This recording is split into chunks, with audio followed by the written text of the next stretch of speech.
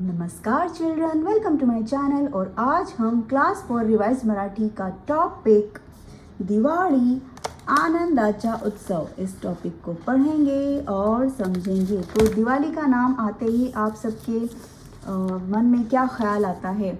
यही कि बहुत सारे दिए और अच्छी अच्छी मिठाइयाँ, गिफ्ट्स, नए कपड़े और लक्ष्मी जी की पूजा। तो आप सभी को दिवाली का त्यौहार बहुत पसंद होगा। मुझे भी दिवाली का त्यौहार बहुत पसंद है। तो आइए इस चैप्टर में हम दिवाली के बारे में और पढ़ते हैं और जानते हैं। दिवाली आनंदाचा उत्सव। आनंदाचा उत्सव यानी कि खुशी का त्यौहार, जॉय और हैप्पीनेस का त्यौहार। उत्सव यानी कि फेस्टिवल, त्यौहार। चलिए शुरू करते हैं।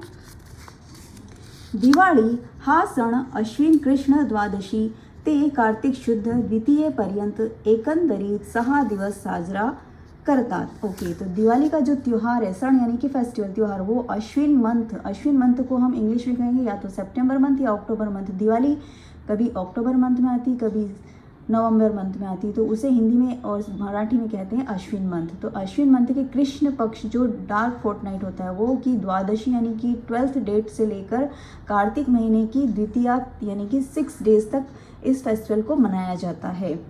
खरे म्हणजे दसरा झाल्यापासूनच घरातील वडीलधारी माणसे दिवाळीच्या तयारीला लागतात। इनफैक्ट जैसे ही दशहरा खत्म होता है, घर के बड़े लोग जो होते हैं वो दिवाली की तैयारी में लग जाते हैं या जुट जाते हैं। घराची स्वच्छता व आवारा सावर करतात। घर की साफ सफाई का काम किया जाता है, घर में क्लीनलीनेस मेंटेन रहे इस चीज़ का ध्यान रखा जाता है। फराळाचे पदार्थ तैयार करतात। अलग अलग तरह के खाद्य पदार्थ, स्वादिष्ट जो खाद्य पदार्थ होते हैं, खाने की सामग्री होती है वो बनाई जाती है। लहान मुले मोठ्या भावंडांबरोबर आकाशकंदील अन किल्ले बनविण्यात दंग असतात।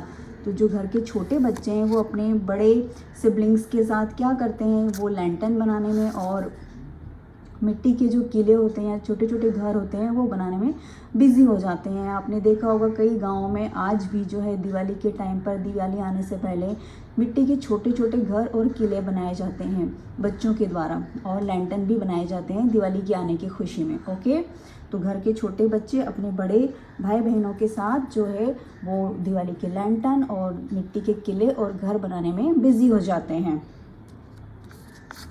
दिवाळीच्या दिवशी दुपारी गोडधोडाचे म्हणजे बहुधा पुरणपोळीचेच जेवण असते। तो दिवाली के दिन दोपहर में जो है अच्छा अच्छा खाना बनाया जाता है, जैसे कि मोस्टली पुरणपोळी बनाई जाती है और खाई जाती है।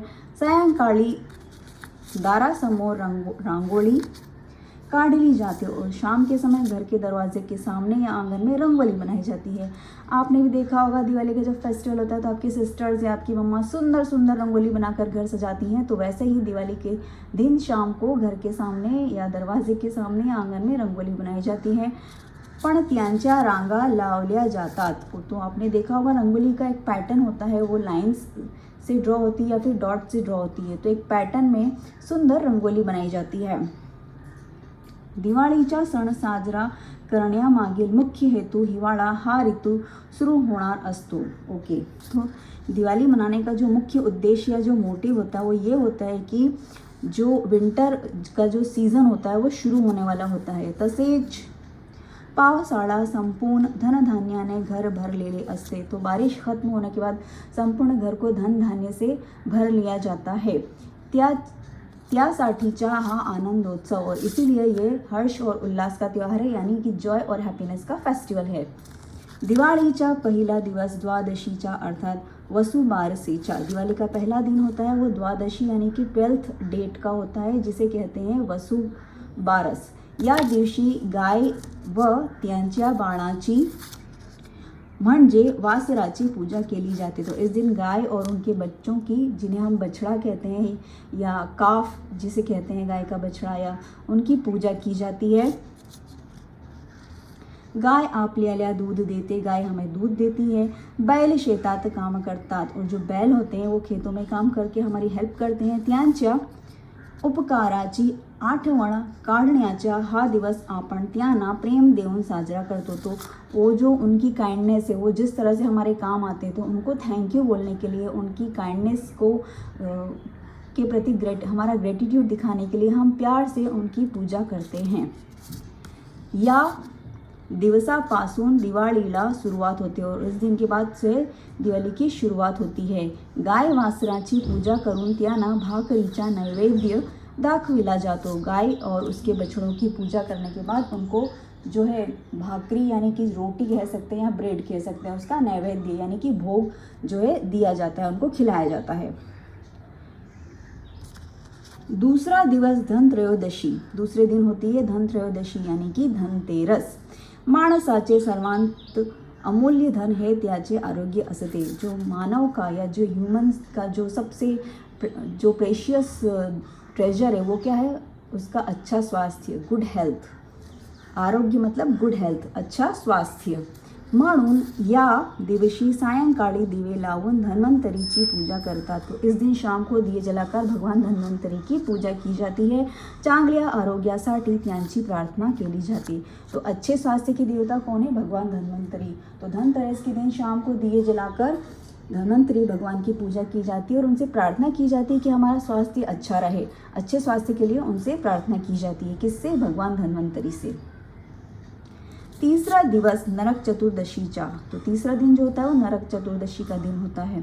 या दिवशी सूर्योदयापूर्वी उठणे व सुगंधित द्रव्य लावून स्नान करण्याची प्रथा आहे। तो इस दिन सूर्योदय से पहले उठने यानी कि उपटन, सुगंधित द्रव्य यानी परफ्यूम लगाकर नहाने की परंपरा है। यानी सूर्योदय से पहले उठकर उपटन और सुगंधित द्रव्य यानी परफ्यूम आदि लगाकर स्नान किया जाता है।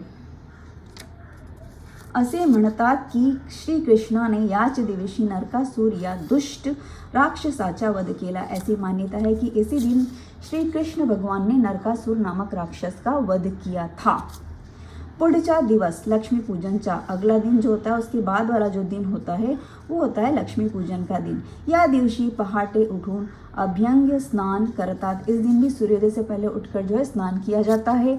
करंज्या, चकली, शंकरपाळी, चिवड़ा, शेव, कड़बोली, लाडू ऐसा फराड़ करता। तो दिवाली के दिन अलग अलग तरह के पकवान जैसे कि करंजिया यानी जिसे कई जगहों पर गुजिया भी कहते हैं, चकली, शंकरपाड़ी यानी शक्करपारे, चिवड़ा, शेव, कड़बोली, लड्डू जैसे अनेक तरह के जो है स्वादिष्ट पकवान जो है तैयार किए जाते हैं। रात्रि पूजेनंतर मुले फटाके उडवतात। रात में पूजा के बाद बच्चे जो हैं क्रॅकर्स बस्ट करते हैं। पण हल्ली प्रदूषण होऊ नये म्हणून फटाके उडवण्याचे प्रमाण खूप कमी झाले आहे। लेकिन आजकल जो है पोल्यूशन ना हो इसके लिए अब जो है लोग फायर क्रैकर्स जो है बहुत कम बर्स्ट करते हैं। यानी फायर क्रैकर्स बर्स्ट करने में कमी आई है, फायर क्रैकर्स जलाने में कमी आई है ताकि पोल्यूशन ना हो। दिवाळीचा पुढचा दिवस हा बलि प्रतिपदेचा, दिवाली का अगला दिन जो होता है, दिवाली का जो नेक्स्ट डे होता है उसे कहते हैं बलि प्रतिपदा या पडवा का दिन। या दिवसाला दिवाळीचा पाडवा असे ही म्हणतात। इस दिन को दिवाली पड़वा के रूप में भी जाना जाता है। या दिवशी आई बाबा ना ओवाळते, इस दिन आई बाबा का यानी माता पिता का अभिवादन किया जाता है। व्यापारी लोकांचा हा नव्या वर्षाचा पहला दिवस, व्यापारी लोगों के लिए ये नव वर्ष का पहला दिन होता है, न्यू ईयर का फर्स्ट डे होता है। व्यापारी यानी कि बिजनेसमैन ते वाह्यांची पूजा करतात। वो अपने वाह्यांची मतलब जो उनकी बही खाते या अकाउंट्स होते हैं उस दिन उनकी पूजा करते हैं, दिवाली के पहले दिन यानी पड़वा के दिन। दिवाळीचा शेवटचा दिवस म्हणजे भाऊबीज, दिवाली का जो लास्ट डे होता है वो होता है भाऊबीज यानी कि भाई दूज का त्योहार। भावा बहिणीमधील प्रेमाचा सौख्याचा आदर वाढविणारा एक सण आहे। जो भाई दूज का त्योहार होता है वो भाई बहन के बीच प्रेम, सौहार्द और रिस्पेक्ट का एक त्योहार होता है। या दिवशी बहीण भावा अगोदर चंद्र कोरीला ओवाळते व नंतर भावाला ओवाळते। तो इस दिन बहनें जो है पहले चंद्रमा को ओवाळना मतलब चंद्रमा की आरती करती हैं, उसके बाद अपने भाई को तिलक लगाकर उसके अच्छे स्वास्थ्य की, लंबी आयु की कामना करके भाई का तिलक करके भाई की आरती उतारती है। तो ये त्योहार होता है भाई दूज का दिन, भाई बहन के बीच प्रेम और सम्मान का त्योहार। 6 दिवसांच्या दिवाळीचा सण पूर्ण वर्षासाठी एक नवे चैतन्य उत्साह देऊन संपतो। तो इस तरह से 6 दिनों का जो दिवाली का त्यौहार होता है संपूर्ण साल के लिए एक न्यू वाइटलिटी लाता है, एक नया उत्साह लाता है, एंथुजियाज्म लाता है। तो इस तरह से 6 दिनों का दिवाली का त्यौहार होता है और इसका हर एक दिन बहुत इम्पॉर्टेंट होता है, हर एक दिन का अपना एक अलग महत्व होता है। तो इस तरह से हमने इस चैप्टर को पूरा किया। अब देखते हैं इसके शब्दार्थ यानी कि word meanings. So first is हेतु, जिसका मतलब होता है एम, मोटिव। फिर अभ्यंग स्नान यानी होली बात। वडीलधारी, एल्डरली पीपल। नाउ प्रश्न और उनके उत्तर। Answer in 1 sentence. So first question is दिवाळीचा सण कोणत्या 2 मराठी महिन्यामध्ये असतो? तो दिवाली का त्यौहार कौन से 2 महीनों के बीच आता है? उत्तर होगा दिवाळीचा सण अश्विन व कार्तिक या 2 महीन्यात असतो। दिवाली का त्यौहार अश्विन मंथ और कार्तिक महीने के बीच में सेलिब्रेट किया जाता है। ओके, ये मंथ मोस्टली सितंबर, अक्टूबर या नवंबर मंथ हो सकते हैं। नाउ क्वेश्चन नंबर 2, हा सण किती दिवस साजरा करतात? तो इस फेस्टिवल को कितने दिनों तक मनाया जाता है? उत्तर होगा हा सण 6 दिवस साजरा करतात। इस दिन को 6 दिन तक मनाया, इस फेस्टिवल को 6 दिन तक मनाया जाता है, दिवाली फेस्टिवल को। क्वेश्चन नंबर 3, वसुबारशाला कोणाची पूजा करतात? वसुबारसाला यानी वसुबारस के दिन किसकी पूजा की जाती है? उत्तर होगा वसुबारशाला गाय व त्याच्या बाळाची म्हणजे वासरांची पूजा करतात। वसुबारशाला यानी वसुबारस के दिन गाय और उनके बछड़ों की यानी काउ एंड काउस की पूजा की जाती है। क्वेश्चन नंबर 4, माणसाचे सर्वांत अमूल्य धन कोणते? मानव का जो इंसान का ह्यूमन बीइंग का सबसे बहुमूल्य यानी कि जो प्रेशियस धन क्या है, प्रेशियस ट्रेजर क्या है? उत्तर होगा माणसाचे सर्वांत अमूल्य धन आरोग्य आहे। तो ह्यूमन बीइंग का सबसे जो प्रेशियस धन है वो है उसका अच्छा स्वास्थ्य। आरोग्य मीन्स अच्छा स्वास्थ्य, गुड हेल्थ। क्वेश्चन नंबर 5, आई बाबांना कोणत्या दिवशी ओवाळते? आई बाबा का अभिवादन किस दिन किया जाता है? हमने अभी पढ़ा था चैप्टर में। उत्तर होगा आई बाबांना पाडव्याच्या दिवशी ओवाळते। आई बाबा का अभिवादन पड़वा के दिन किया जाता है, जो कि दिवाली के नेक्स्ट डे होता है।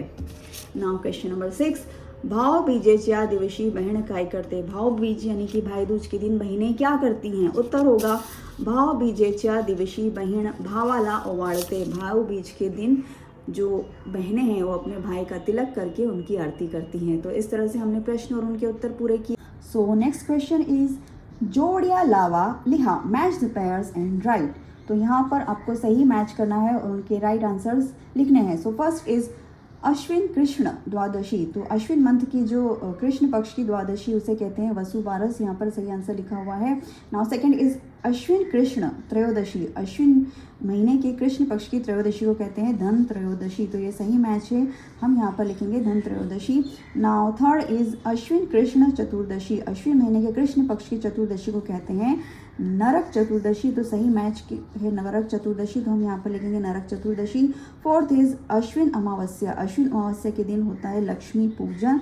तो लक्ष्मी पूजन को हम यहाँ पर अश्विन अमावस्या के सामने लिखेंगे। नाउ फिफ्थ इज कार्तिक शुद्ध प्रतिपदा। कार्तिक महीने की जो प्रतिपदा होती है, दिवाली की जो फर्स्ट डे होता है उसे बोलते हैं प्रतिपदा। तो उसे कहते हैं बलि प्रतिपदा। तो बलि प्रतिपदा हम यहाँ पर लिखेंगे। नाउ सिक्स्थ इज कार्तिक शुद्ध द्वितीया। कार्तिक महीने की जो दिवाली के बाद जो द्वितीया होती है उसे कहते हैं भाऊबीज। तो हम भाऊबीज को यहाँ पर लिखेंगे। इस तरह से हमारा ये क्वेश्चन भी पूरा हुआ। नेक्स्ट क्वेश्चन इज गोलातील शब्द वाचा, शब्दाशी संबंधित इतर शब्द बाजूला लिहा। तो ये जो गोला का मतलब होता है सर्कल। तो इस सर्कल में क्या लिखा हुआ है? इस पर लिखा हुआ है रास्ता यानी कि रास्ता, रोड। कैसा रास्ता दिख रहा है आपको? ये ब्लैक कलर का रोड है, जिगजैग है, काफ़ी लंबा रास्ता है। तो रास्ते से रिलेटेड आपको वर्ड्स यहाँ पर कुछ ब्लैंक स्पेसेस हैं। यहाँ पर रास्ते से रिलेटेड जो शब्द हैं वो आपको यहाँ पर लिखने हैं। एक शब्द ऑलरेडी दिया हुआ है, एक्चुअली 2 शब्द दिए हुए हैं। जाड़े जिसका मतलब होता है ट्रीज। तो रास्ते के आसपास पेड़ होते हैं, तो यहाँ पर लिखा है जाड़े। और रास्ते कैसा है? ये डामरी लिखा है। डामरी का मतलब होता है एस्फॉल्ट, जिसे हम हिंदी में कहते हैं डामर। तो रोड किसकी बनी होती है? ब्लैक कलर की डामर से बनी होती है। ये देखिए ब्लैक कलर का डामर है। तो ये 2 शब्द रास्ता से रिलेटेड लिखे हुए हैं और बाकी शब्द जो है आपको लिखने हैं रास्ता यानी कि रास्ता से रिलेटेड। तो रास्ता कैसा है? ये टेढ़ा मेढ़ा रास्ता है, तो क्रूक्ड यानी कि वाकड़ा, हम यहाँ लिखेंगे वाकड़ा। फिर रास्ता कैसा है? क्लीन है, स्वच्छ है, तो हम यहाँ पर लिखेंगे स्वच्छ। ब्लैक कलर का रोड है तो हम यहाँ पर लिखेंगे काड़ा यानी कि ब्लैक। लंबा रास्ता है काफ़ी तो हम यहाँ पर लिखेंगे लाम यानी कि लॉन्ग। डामरी ऑलरेडी लिखा हुआ है। स्पाइरल यानी जिगजैग रास्ता है तो यहाँ पर हम लिखेंगे नागमोड़ी। और साफ़ रास्ता है तो हम यहाँ पर लिखेंगे क्लियर, यानी रास्ते को साफ रखना चाहिए, क्लीन रखना चाहिए। नेक्स्ट क्वेश्चन इज वरील शब्दांचा वापर करून रस्त्याबद्दल 5 वाक्य लिहा। तो आपने ये जो शब्द लिखे यहाँ पर रास्ता यानी रास्ता से रिलेटेड, इन शब्दों का यूज़ करके आपको सेंटेंसेस बनाने हैं, 5 sentences. Okay, so first sentence बना हुआ है ऑलरेडी। रस्त्याच्या दोन्ही बाजूना झाडे असतात। तो पेड़ के दोनों तरफ झाड़े यानी कि ट्रीज हैं। नाउ सेकेंड हमने क्या सेंटेंस बनाया, रस्त्याच्या बाजूने चलावे। रास्ते के बाजू में यानी रास्ते की साइड में चलना चाहिए, वो सेफ होता है। फिर थर्ड इज रस्ता ओलांडताना दोन्ही बाजूला पहावे। रास्ता पार करते वक्त, रोड क्रॉस करते वक्त दोनों तरफ लेफ्ट राइट जो है अच्छे से देखना चाहिए, उसके बाद ही रोड क्रॉस करनी चाहिए। और फोर्थ इज रस्त्यावर चालताना काळजीपूर्वक चलावे। रास्ते पर चलते वक्त, रोड पर जाते वक्त या चलते वक्त जो है केयरफुली चलना चाहिए। अगर आप ड्राइव भी कर रहे हैं तो केयरफुली व्हीकल ड्राइव करना चाहिए और केयरफुली रास्ते पर चलना चाहिए। नाउ फिफ्थ इज रस्त्यावर केर कचरा करू नका। रास्ते पर या रोड पर कूड़ा करकट नहीं फैलाना चाहिए, गंदगी नहीं फैलाना चाहिए, रास्ते को क्लीन रखना चाहिए, साफ रखना चाहिए। तो इस तरह से हमने ये चैप्टर भी पूरा कर लिया और इस बुक के सारे चैप्टर्स पूरे हो गए। आप लोगों के थर्ड टर्म के एग्ज़ाम जो मराठी एग्ज़ाम्स हैं वो बहुत जल्दी शुरू होने वाले हैं। तो all the best students for your Marathi exam. बहुत अच्छी तैयारी कीजिए और अच्छे से स्टडी कीजिए। आई होप मैं अपनी वीडियोज़ के थ्रू आपकी हेल्प कर पाई होंगी मराठी लेसन से रिलेटेड। तो best of luck for your Marathi exams and thank you for watching my videos.